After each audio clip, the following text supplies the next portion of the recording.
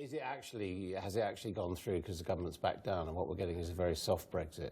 Oh, no, we're certainly not getting a very soft Brexit. But what the government has been done is look sensibly at some of the suggestions that have been made, for example, on the question of the use of the Henry VIII powers. You know, there's going to be a slight change to that today, which I think is acceptable, that there'll be a committee. We've got all these statutory instruments going to be coming through, probably up to about 800 of them. We can't possibly vote on every single one of those. So I think, you know, there's some reasonable things that the government's accepted. But on the whole, I mean, I share Vicky's agreement that, agree with her about overall, you know, we've got through to the next stage, which was the crucial thing to get the trading negotiations starting. And we haven't, you know, I got another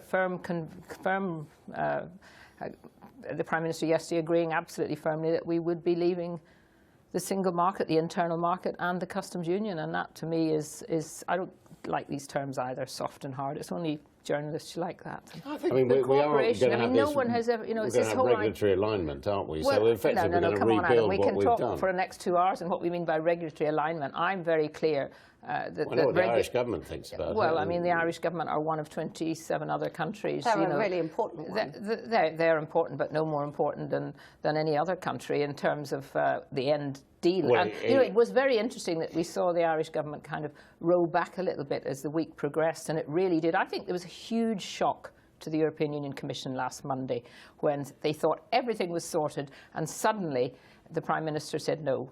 And I think that actually then meant that later in the week it was much more quickly that the EU Commission came out and said, we are accepting that we have moved further.